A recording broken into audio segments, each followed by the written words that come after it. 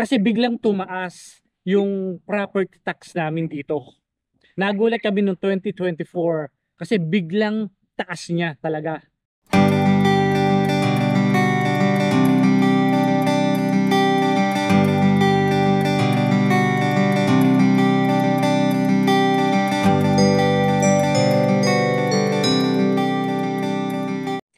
Ayan, magandang araw mga kapanyero. Ito, kadarating lang natin ngayon uli sa farm.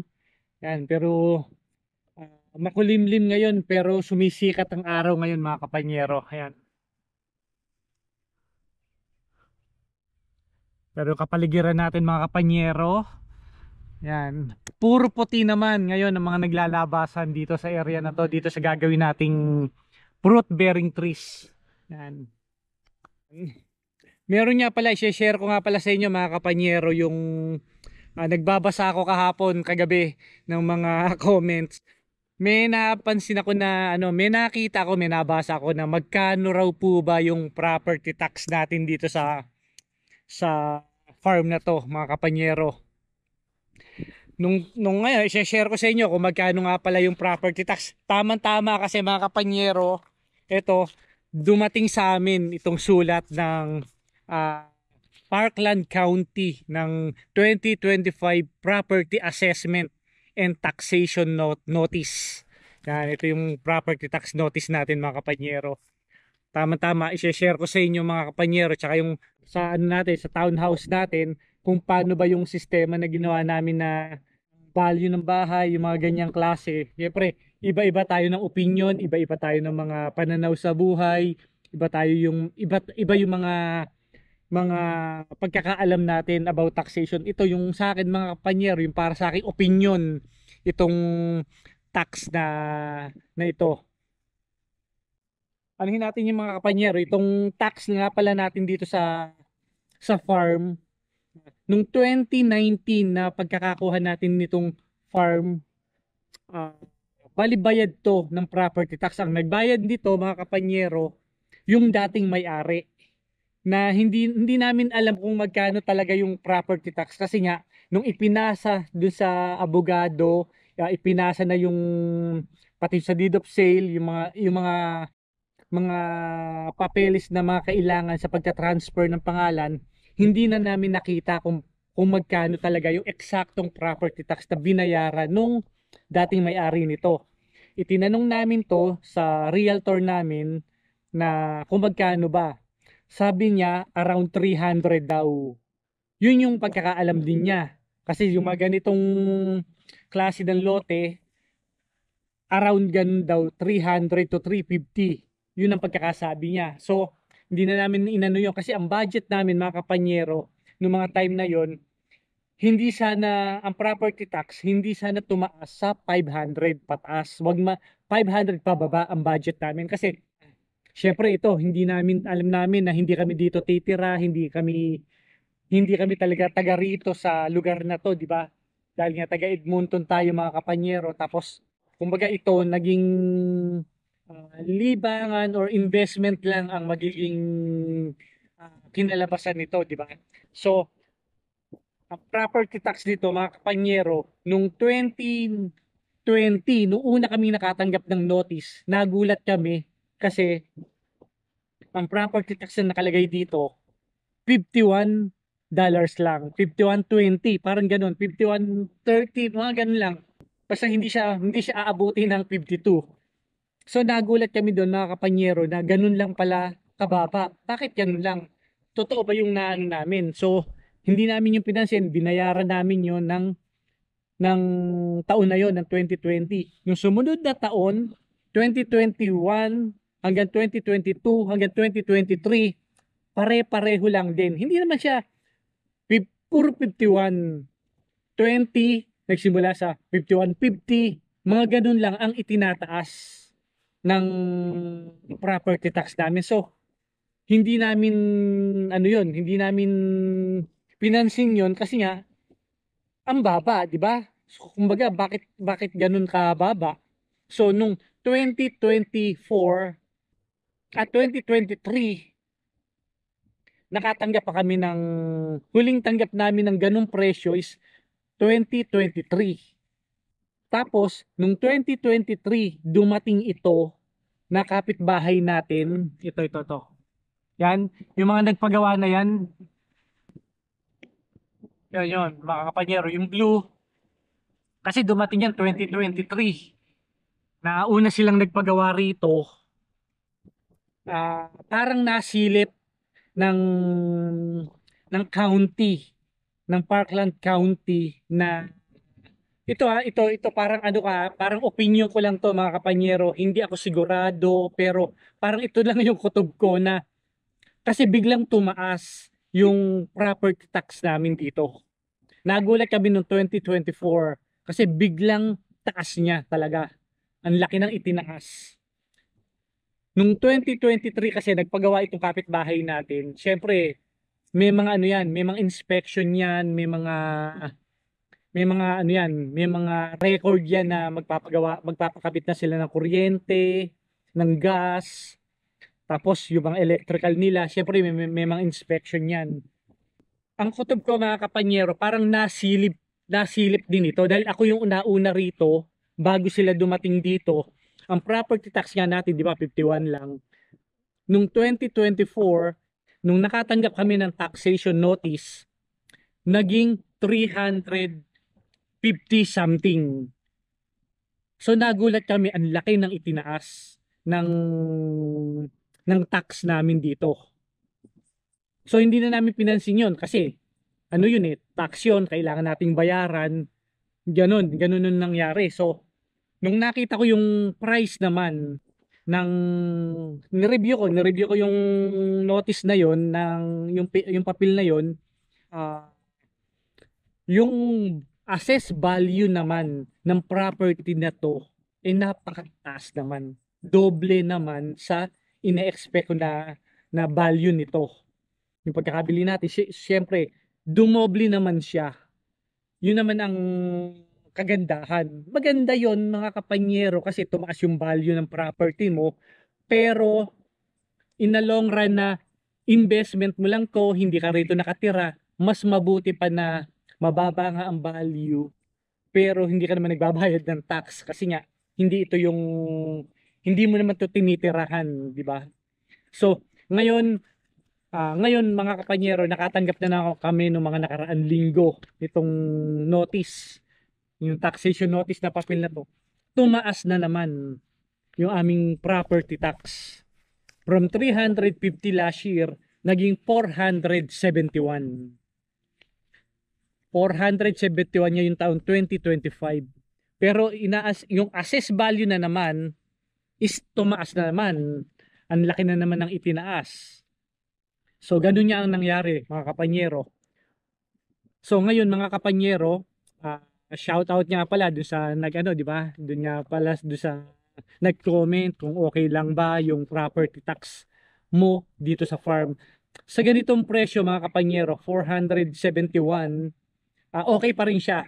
Hindi pa rin kami talo sa ganito. Pero kung sana hindi tayo nasilip, mas panalo yon kasi nga 51 lang, di ba?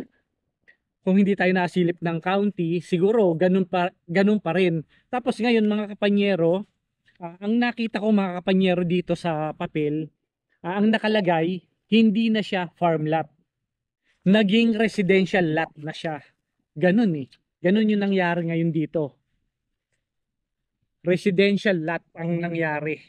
So ngayon mga kapanyero, yun nga kasi nga itong dito sa side na sa likod dito mga puno na yan mga kapanyero, may isa tayong may isa tayong kapitbahay diyan. Yun nga pala kababayan din natin. Pilipina yung babae. Tapos may asawa yata siyang puti. Dito sila nakatira. Tapos yung sumunod naman sa atin doon, yung blue, ano naman siya? Diyan na siya magpo for good na siya diyan. So residential na rin yung category niyan. So naging residential na tong lote natin. Naging residential nga ito mga kapanyero. Ang laki naman ng babayaran nating tax. Pero tumaas naman, matindi naman yung pagtaas ng assess value niya. Yun ang kagandahan. Sa iba yun mga kapanyero. Pero sa akin mga kapanyero, mas maganda, yun yan, na ano ko na parang mas maganda pa na na mababa nga ang value nito pero wala ka namang binabayaran tax. Kumbaga, nag-e-enjoy ka rito. Ganun yung thinking ko. Ganun yung yung para sa akin mas maganda pa na kasi nga ito mga kapanyero, hindi naman ako yung buy and sell na tinatawag na bibili ka ng isang property, i-develop mo, ibebenta mo. Hindi, ito mga kapanyero, long-term investment ang ano ko rito. Kumbaga talagang pagpapalain, aayusin, ah dito, mag-aano ka lang rito, maglalaro-laro ka rito, ganun lang yung talagang ah, ano namin dito, purpose namin dito. Kung naiinip kami sa Edmonton, punta lang kami rito, maglaro lang tayo sa lake, ganun lang yung talagang gusto namin dito.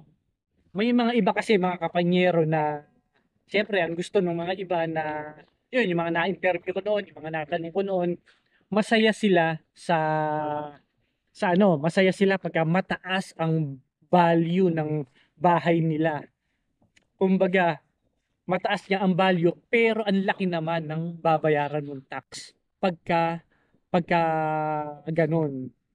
Tulad ng mga kapanyero, share ko na lang rin sa inyo yung sa townhouse namin. Nagsimula kami dyan sa property tax namin dyan, 1,400.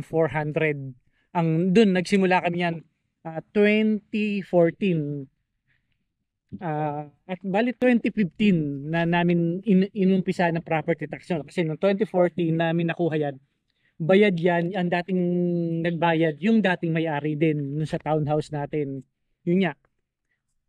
Para sa akin, kung halimbawa, mga kapanyero, nagmo-mortgage kayo, doon kayo nakatira talaga, hindi wala kayong balak ibenta, wala kayo, basta yun ang talagang instead na mag-apartment kayo, doon kayo nakatira, mas para sa akin, mas maganda pa rin yung mababa nga yung value nun, pero pinakikinabangan nyo yung property na yun, kukonti lang yung binabayaran yung property tax, kasi kayo yung nakatira. Kumbaga, panalong-panalo na kayo ron pagka kayo yung nakatira. Pero kung kayo naman mga kapanyero, doon naman sa iba na na-interview ko, na mga na, yung mga kasabayan namin noon, ang saya nila kapag tumataas yung value ng property nila. Pero, pag tumaas naman ang value ng property mo, ang taas din naman ng patong ng property tax mo. Ganun naman ang ganun naman ang sistema. Kaya nga sa akin, para sa akin mga kapanyero, kung kami o kung kayo ang nakatira doon at alam nyo na tatagal kayo ng 10 taon, mas maganda pa na mababa ang ano nyo, ang assess value nyo kasi assess value lang naman yan. Iba yung assess value, iba yung market value, di ba? Mas mataas ang market value. Kapag kayo nagbenta kayo, ibinenta nyo, i-base nyo sa market value or taasan nyo pa ng konti kung alam nyo na panalo kayo, marami naman bibili yan, maraming bibili dyan, maraming titingin dyan. Kung ayaw nila, take it or leave it. Ganun lang naman ang labanan ng bentahan ng bahay dito. Kung ayaw mo, wag mo. Ganun lang, di ba? Pero kumbaga ikaw nakinabang ka na.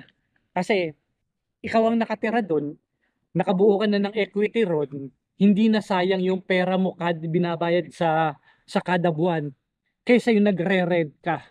Ganun ang para sa akin mga kapanyero. So iba yun eh. Iba kasi yung ano eh. Iba kasi yung thinking ng ikaw yung nakatira doon. Iba naman yung iniisip kasi ng businessman na bibili ka, ire-renovate mo, tsaka mo ibebenta. Yun, sila yung may mga gusto na mataas yung maging value ng bahay na yun. Kasi doon sila kikita. Hindi tulad mo na ikaw ang nakatira doon, sitting pretty ka ron, bumubuo ka lang ng equity ron, na kada bayad mo, kada hulog mo ng mortgage, may napupunta sa equity, may napupunta sa interest. Hindi tulad ng nagre-rent ka, wala. Totally lusaw lahat yan. Ang nakikinabang lang dyan, yung may-ari ng bahay. Kumbaga, wala kang naiipon pagka nagre-rent ka. Sa pagka nagre-rent ka, bukod rin naman ng tubig, bukod rin naman ng kuryente, di ba? Bukod din naman ng wifi, ganun din naman ang, halos ganun din ang magiging expenses mo. Kaya nga ganun, mga kapanyero, yan, balik tayo dito sa farm nga pala.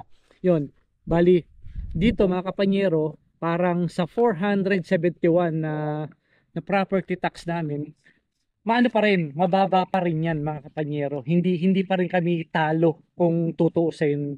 Nagkataon lang mga kapanyero na itong lote na to, inabutan namin to na ang nasa title pa, farm lot. Ganun yung ganun yung sistema. Syempre ngayon, ang nasa title na nito ngayon pagka kumuha kami, residential lot na. So mataas na ang valuehan nito. Iba ang value ng residential lot, iba ang value ng farm lot, di ba? Ganun eh, pareho lang din sa sa Pilipinas. Kumbaga, yung mga term lang din ang mga iba, pero yung sistema kung paano yung lakaran ng bentahan, bilihan, yung mga tax, yung mga assessment, market value, assess value, pare-pareho lang din. Ganun. Pagka may nag-comment, may nag-message sa akin, kumbaga yung lahat ng sagot kasi mga kapanyero, idinadaan ko sa video para pangkalahatan na lang yung sagot, diba? Kaya nga mga kapanyero, kung bago ka lang sa ating channel, huwag niyo na makalimutang mag-subscribe, pakipindot naman yung subscribe button natin para suporta sa ating channel. Kaya maraming salamat mga kapanyero. Hanggang sa muli.